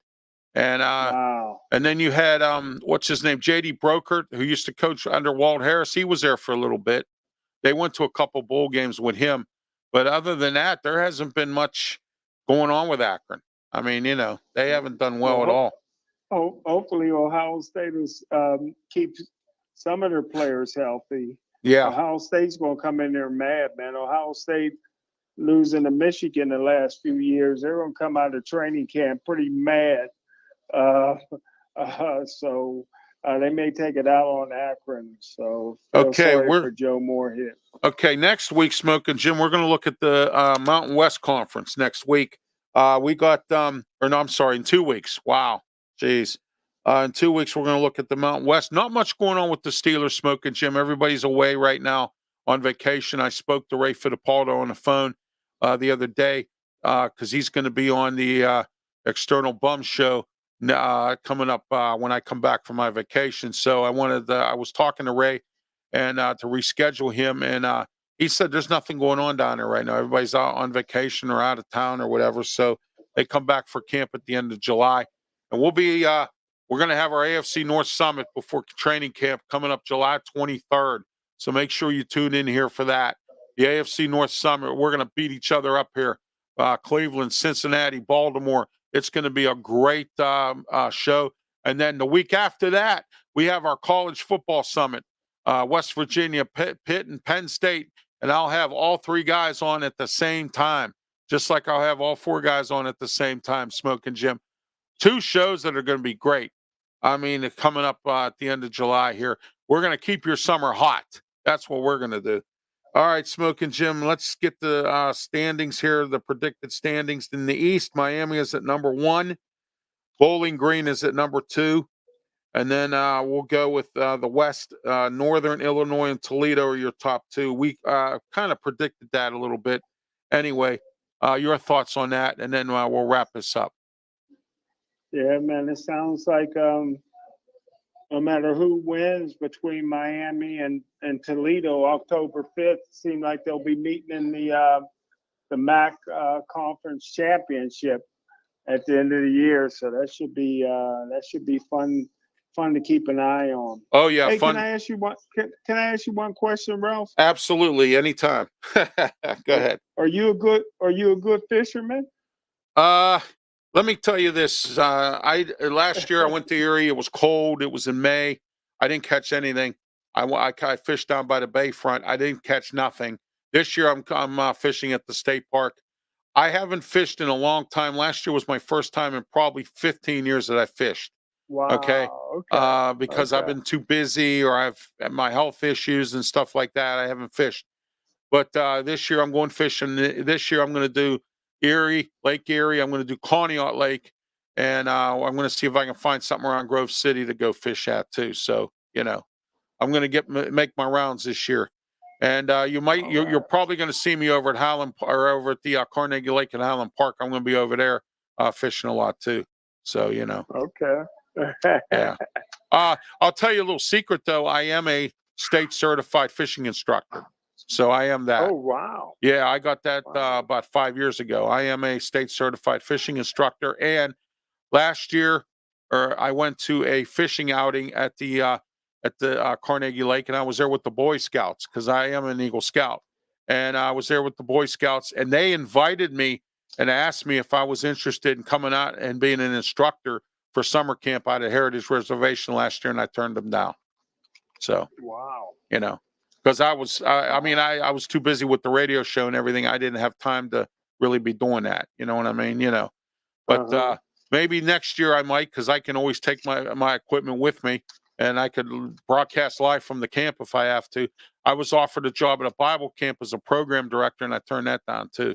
So, I mean, but I could always, if I wanted to, I could do either one of them and still broadcast. So that's the power of portable equipment. You know what I mean? So yeah, that's the power of portable equipment. But then I also, when I was in the Boy Scouts full time, I was also the fishing instructor for Fishing Merit Badge. So I do know about fishing. So, I just never participated in any tournaments or anything like that. So, I lost track of a few things. Time has not been on my side to go fishing, but now I'm making time now. So, but, after what I told you on Sunday, I'm making time. So there you go, so. Yes, sir. Absolutely. Okay, when we come back after these words, we're going to get started with our wrestling segment. Smokin' Jim and I are going to go over the Money in the Bank lineup, and we're going to talk about last night's Raw, Friday night SmackDown, Paul Heyman bye-byes from the Bloodline. We're going to talk about that. Whole lot to talk about coming up on our wrestling segment, and that's right after these words.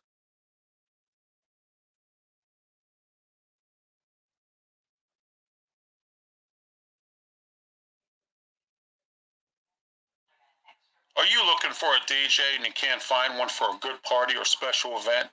Well, guess what? I have the perfect DJ for you. DJ Fun, 15 years of experience and at affordable prices. He offers fun, experience, and value.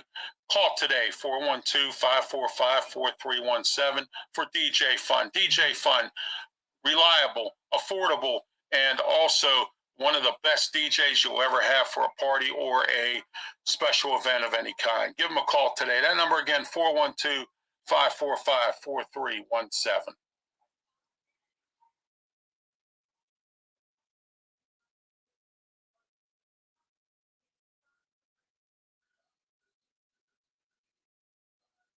Hello, Ralph Williams here. What do you want to talk about? I want to talk about the original Hometown Pizza in Moon Township, right on University Boulevard, 412-264-4444. Some of the best pizza you'll ever have. And don't forget about their delivery, eat-in, or takeout. Call today, 412-264-4444. Tell them Ralph Williams sent you. You will get a discount on your order. The original Hometown Pizza, Moon Township, University Boulevard.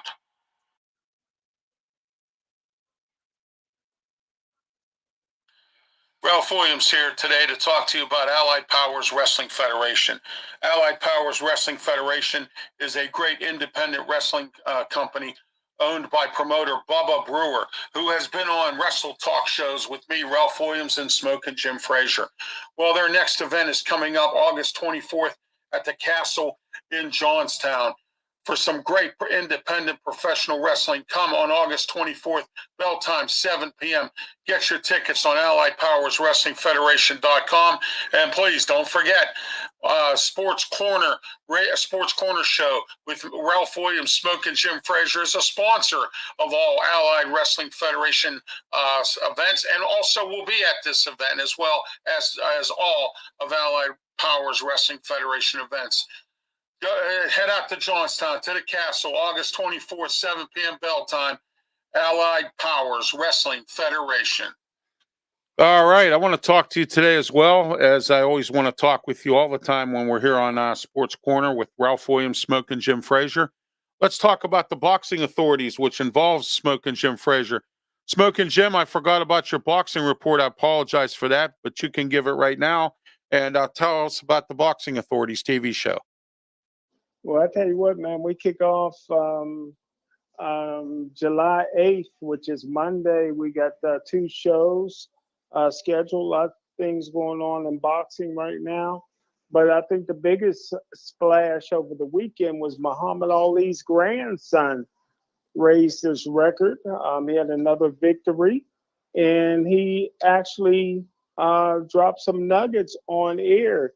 He said Jake Paul offered him $1 million to fight him, but he turned that money down because he wants to do boxing the right way, the way his grandfather did it, and he doesn't want to be a social media guy or something like that, man. So he won his fight, and he's getting a little bit better each and every outing. So Muhammad Ali's grandson.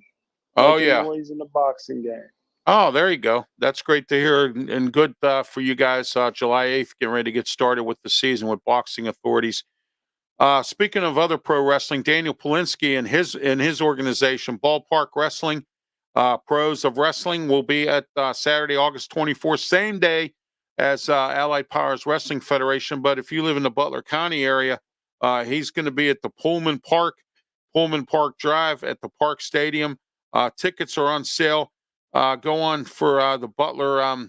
It says butlersocks.org, or you can scan the barcode, or 412-335-1611, or the pros at the prosofwrestling.com as well to get your tickets for this great event.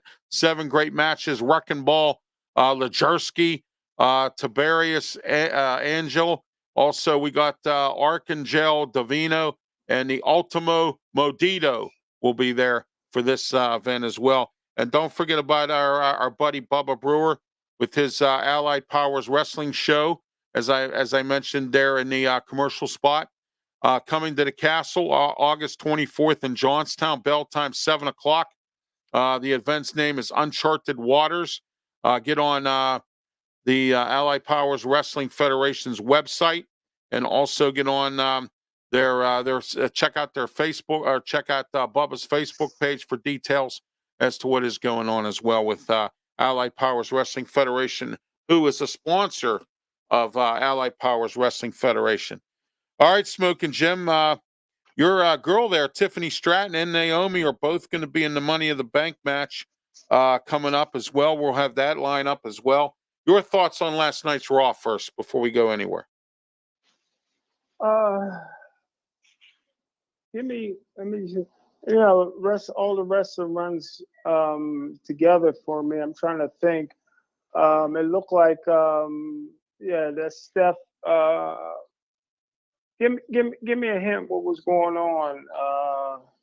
All the wrestling seemed to run together for me. Yeah, well, they had Karrion Kross. McIntyre won. Yeah, he won. He won his match. He's going to be in that match, and he's vowed to take the championship this time. Do you think he'll get it this time, or do you think they're going to duck it? My pick for this match, for the men's match, is LA Knight. What do you think? Man, it's tough to call, man. All those guys are pretty good. Yeah, man. Jey Uso. You got Chad Gable.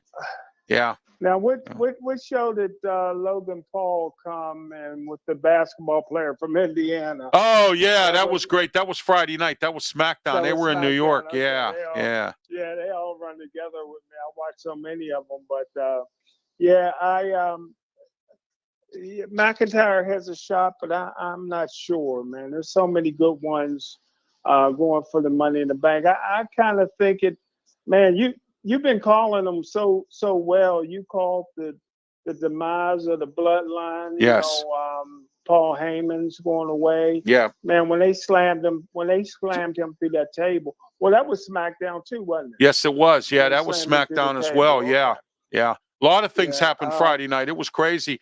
And Corey Yeah, I Graves, got 'em mixed up. who made the comment, he said, you know something? He said, I had chaos Friday night. Now I'm here at Monday Night Raw. And the first thing that happens is Uncle Howdy comes near him. And I'm like, oh my gosh, with his gang, so the Wyatt Six. I mean, that was interesting. And he goes, you know something, Cole? He says, I got to work with you. And then on top of working with you, he says, I had a crazy night Friday night, Paul Heyman going through a table, and now I got to come here and have his craziness. Oh, it was nuts. You know what I mean? So, yeah. Paul Heyman could have got killed, man. Oh, man, that was bad. Yeah, that was bad. And then Rey Mysterio beat his son again. So that was good. He had a match with his son last night. So, Oh, I tell you what, Liz was looking good, man. I tell you what, I don't know how much longer Dirty Dom can hold out on that one, man. Well, she's pretty irresistible. Well, Liv Morgan said she was going to take everything away from Rhea. She took her title. She's going to take her wrestling man, not her real man, because her real man is about to come back to WWE, Buddy Matthews. So she's not going to be able to take her main man, but the man that she's with now on wrestling, Dom, she's going to take Dom. And I'm going to tell you what's going to happen. I think Rhea's going to get kicked out of the Bloodline, and they're going to put, or not the Bloodline, the Judgment Day, and they're going to put Liv Morgan in there. Okay. She said she was going to take everything. So she took the belt. Okay. She's going to take Dom, which is he's in that group.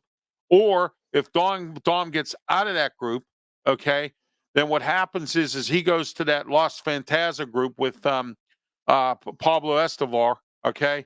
If he goes there with him, and then Liv Morgan might go with them too, which means then they'll have two women in that group, because I don't see Liv Morgan staying in the Judgment Day unless they decide to keep her and her and Rhea go round and round. You know what I'm saying? For the spot in the Bloodline or the Judgment Day. And I like Seth Rollins, what he challenged Damian Priest to a match at Money in the Bank, and he said, if you lose, you leave the Judgment Day. I think Seth Rollins is going to win that match, and I think Damian Priest wants to leave anyway, and I think he's going to end up leaving. Well, you predicted it. I mean, most of these things you've already predicted that Damian Priest was going to leave, and that there was going to be a rift between him and some of the other guys, man. And you can see that happening. Oh yeah, absolutely. All right. RXJ said if the program wasn't already beaten up and they hired Scott Frost, that program took a punch in the face. He was talking about Nebraska. I forgot to read this. Frost ran him into the ground. Yes, he did. But anyway, we have somebody here. Rashaba Sharma says India won the Cricket World Cup. Well, good for India. I'm glad they won that. Congratulations to India. I don't know why YouTube says suggest to me your videos, so I thought I should mention cricket. Well, whatever. Okay. I don't know what that's all about, Smokin' Jim, but anyway, let's get back to the wrestling talk. I think Smokin' Jim, Nick Aldis needs to step down. He was supposed to crack the whip on that show, SmackDown. He hasn't done anything, except watch everybody beat everybody up. And then he goes and he sends Cody Rhodes and Kevin Owens and Randy Orton out of the arena and lets the Bloodline do whatever they feel like it. I think he needs to resign. Because he's a liar. He told everybody he was going to crack the whip. TKO didn't want part-time champions, and that Logan Paul's still a part-time champ. I don't want to hear nothing about it. I think he's a liar. I think he wants to go back to wrestling. Let him do that. His wife can come here. Mickey James, she can come back here, and they'll be teamed up together and all that other stuff. So you know what I mean? Let's get somebody else in there that says they're going to do what they're going to do. And he hasn't cracked the whip at all. He's let his program get out of control like Adam Pearce. But anyway, but I thought Raw was okay on Monday night. And then I changed it at 9:00 now because I watch Showtime, The Mayor of Kingstown. That's filmed here in Pittsburgh, Oh, and really? so I kind of switch back and forth, so anyway, the women's qualifying match. What do you think about that one? Your girls in there, Tiffany Stratton, you got Naomi in there, you got Bianca Belair, I believe, and you got I think Cargill lost her match. She's not going to be in it. What do you think? Bianca lost too. I think she lost as well. Yeah, but like I said, it's going to be interesting to see what happens with this Money in the Bank thing. Cody Rhodes, Kevin Owens, and Randy Orton against the Bloodline. You know what? I really don't want to see this match, Smokin' Jim, because I got a feeling the Bloodline's going to dominate this match. But I don't know. They might lose because Randy Orton. You never know when the RKO is going to come around, and you never know what Kevin Owens is going to do. You know what I mean? So they're outmanned because you know that crazy Jacob Fatu is going to be outside the ring. And they don't have. I think the wise man might get involved in this match if he's recovered from the hospital by that time. And I don't think he will. I think CM Punk gets involved too. What do you think about CM Punk getting involved? Oh man, is he medically cleared? Jeez. Well, he doesn't have to be to be there. Punk. Yeah, but you know, geez. He might come there and screw over Drew McIntyre again. You know? Oh yeah, that would be something. But I tell you what, you've been calling them left and right, so I didn't see that angle. But you may be right again, brother. Yes, I am. I'm usually pretty right. Mostly I'm right, but I will admit I was wrong. So I mean, But anyway, so let's see here. DYI this Friday will take on. They're trying to stir up trouble between your buddy there. What the heck's his name? The one you like, Motown Downtown, whatever his name is there. Austin Theory. Oh, yeah. Sometimes I lose track of these names. Austin Theory. And they're trying to stir up trouble with them DIY. Your thoughts on that match coming up this Friday? Oh, I tell you what, man, it's gonna be something, man. I got to defer to you, man, because I can't predict. I don't have a prediction there. Yeah, well, you know what? I think it's DYI's time. I think there's more to what it is for Austin Theory and them. You know what I mean? So I think there's more. And Grayson Waller, I think that them two are basically pretty much finished as a team. I think there is more friction in that team than it's being advertised. And we're going to see what the Bloodline does this Friday without Paul Heyman, the wise man.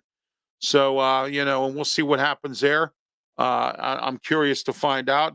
Usually these SmackDowns, Smokin' Jim, and you know it and I know it, usually these SmackDowns are usually condensed because of the pay-per-view coming up the next day. So I think they're pretty much condensed. They kind of watch themselves. They plan matches of people that are not going to be involved in the pay-per-view. So we're going to find out where this goes, with the Money in the Bank pay-per-view and the Friday Night SmackDown. But that's going to be a good match because that match isn't scheduled for. And Money in the Bank will be at 6:30. It's going to be in Toronto at the Scotiabank Arena. And that's a weird time, 6:30. I've never heard of that time before. Wow. So we'll see what goes on with that. And we're going to go over the rest of the card here. All right, the Bloodline, we already discussed that one. Damian Priest and Seth Rollins. How about Sami Zayn versus Braun Breaker? What do you think in this match? Well, I tell you what, man, it's going to be a beat, man. Sammy can take a beating and he can come back, but that Braun Breaker, man, woof. Oh, man, he put it on Sammy a couple of times, and then Sammy surprised him because he thought he could get a running spear, and Sammy was playing a little possum, man. So I tell you what, man, I want to say Breaker, but you can't count Sammy out, especially in Canada. No, especially that match he had against Gunther. Oh my. I have way more respect for Sami Zayn now. That match against Gunther. All right, Jey Uso, Carmelo Hayes, Andrade, Chad Gable, LA Knight, and Drew McIntyre. We already discussed this. My 3 picks in this, and I'm going to go with my main pick is LA Knight. My secondary pick is Jey Uso. My third pick is Drew McIntyre to take it. Your thoughts on this? Yeah, you know me, I never count out Drew McIntyre. Right. I never do. Right. Yeah, those are the 3 I think that have the chance the most. But you know what? Don't count out Andrade either. I mean, he could win it as well.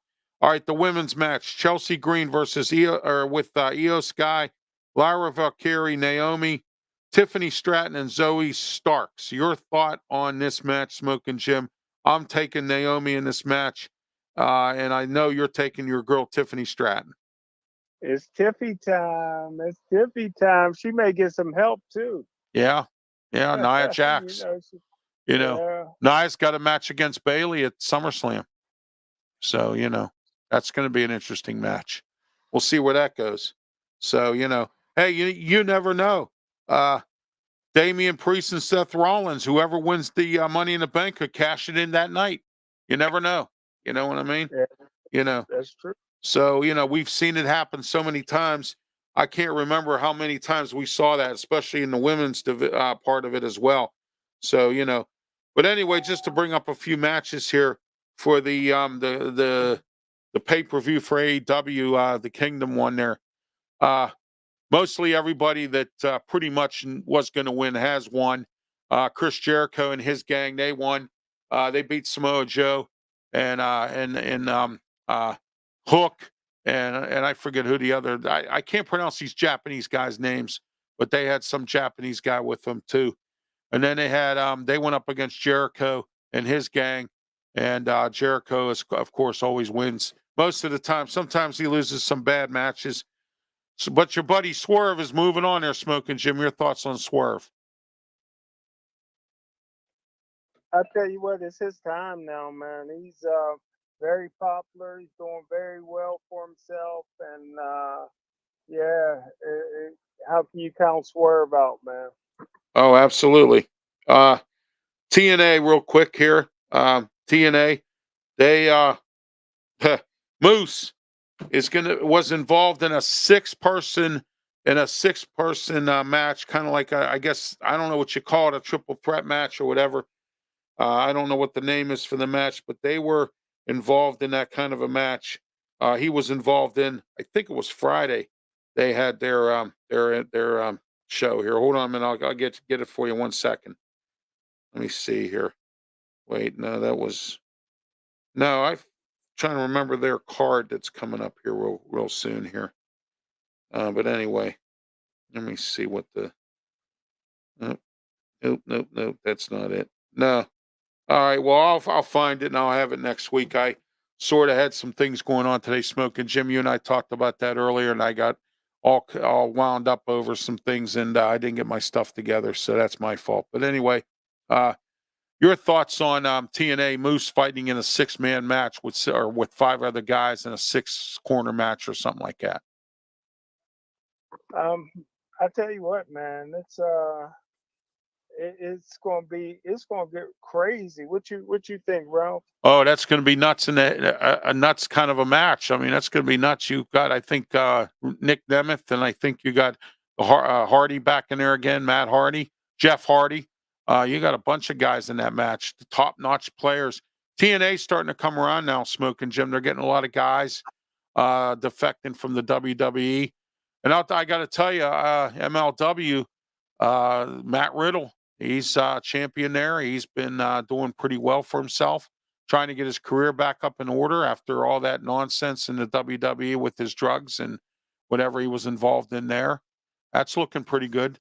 You got Mark Briscoe. He's the heavyweight champion at ROH.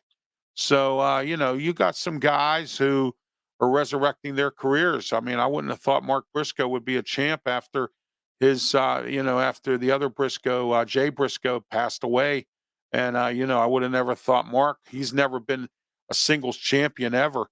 So I would have never thought that as well. But that's news from the other wrestling organizations as well. We're going to see what happens Friday night on SmackDown. Paul Heyman. What do you think, Smokin' Jim? I think he's going to go with CM Punk. Your thoughts?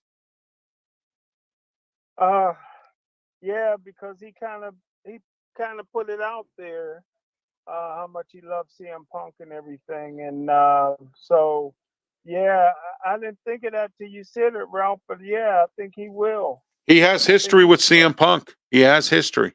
So I mean, so we'll see what goes on. Okay, let's get into the 4th episode and final episode of Who Killed WCW.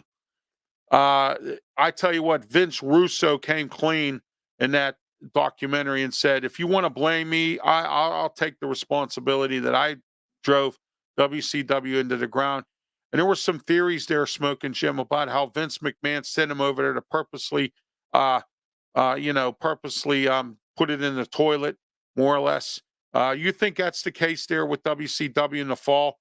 Who do you think destroyed it? I don't think Vince McMahon did what they're accusing him of doing. but I don't know. What you think, Ralph? Well, I don't know if I told you my four suspects that I think killed him. Ted Turner, when he sold them, or when he sold Turner Broadcasting to AOL, they didn't want wrestling at that time on the networks. Okay. So I blame him. I blame Hulk Hogan, because Hulk Hogan was in charge of, he could do whatever he wants. And then when when Vince Russo came there, Russo tried to crack the whip on all of Bischoff's boys, and it didn't work. And that made the fall too. I also blame Eric Bischoff. He's part of the problem. He took Ted Turner's money and went out and signed all these guys, gave them all big contracts and everything. They didn't wrestle a lot when he was gone. And they ended up bankrupting WCW because of those big contracts that he gave Kevin Nash, Scott Hall, X-Pac, or all them, or 8-Ball, or whatever he was called. They gave Hulk Hogan big contract, Lex Luger. Sting, I don't know what Sting was doing or making, but they gave Macho Man Randy Savage, Mr. Perfect. They gave Ric Flair. They gave all them guys, all them prima donnas, big contracts that they couldn't afford, Smoking Jim. And I think Bischoff should be part of that problem too. And then Vince Russo. Some of the matches he planned toward the end of their regime, was just horrible. Making himself champion, that was even worse. And then they had that one actor, I forget his name. They had him as champion for a little while there before, they sunk into the ground. And then the final episode, I blame him too. So I mean, those are my four guys to blame.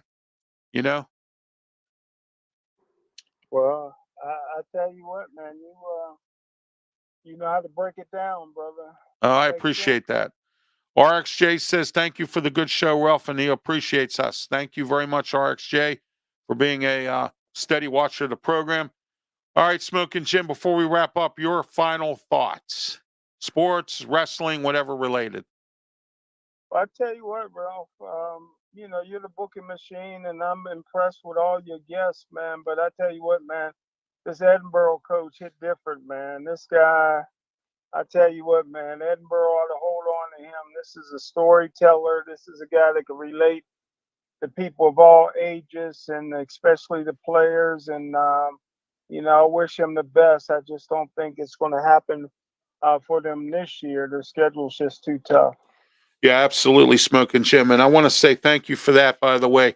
And, Jake is a very nice people person. I didn't know him from a can of paint. And we were on the phone last night for a good half hour talking all kinds of sports and about different stuff. So that's the kind of guy he is, He make you feel like you've known him for years. Yes, yes. The first 5 minutes, that's a gift. Yes. A gift for somebody to be able to do that. Oh, absolutely it is, yes. And my final thoughts are this. College football's coming up. We're going to find out what these teams do locally. NFL season's coming up. Pittsburgh Pirates, we'll see what they do in the trade. Joe said he doesn't think they're going to do much of anything. They're not going to be buyers. There'll probably be some selling. I don't know what they're going to do. But anyway, and the Penguins, on the other hand, the Riverhounds are doing what they're doing, and they're not doing well, but they're doing something. So, in the passion, we covered everything tonight, Smoking Jim, wrestling, boxing, the whole 9 yards. We covered all here on this program. But I want to say thank you as well for being my co-host here on this show. Next week we have no show because I'm on vacation, but we'll be back on the 16th, and then on the 23rd. Don't forget the AFC Roundtable, or AFC North Roundtable, where I'm going to have somebody from Cleveland, Cincinnati, Baltimore, and the Steelers. So we're going to have that kind of a roundtable, and it's going to be a great one. And then on July 30th, as the summer starts to wind down, we're still going to be hot, though, because guess why? we're going to have a college football summit, West Virginia, Pitt, and Penn State. And we're going to have this nice big roundtable about that right here. And 4 to 6 p.m. every Tuesday. And then don't forget, early August, I will give you the date when we come back on the 16th. Smokin' Jim and I are back on PCTV, and we go live right in the studio. We'll be taking your phone calls. It's going to be great. Also, Wrestle Talk, Ralph Williams one-on-one, and Ralph's Opinion Local. And so Wrestle Talk also will be with me, Ralph Williams, and Smokin' Jim Frazier, the only wrestling TV show in the entire Western Pennsylvania area. For Smokin' Jim Frazier, I'm Ralph Williams. This has been Sports Corner. Everybody have yourself a great time. I'll see you soon. I'm going on a nice vacation. Have a great one. Thank you, and be safe.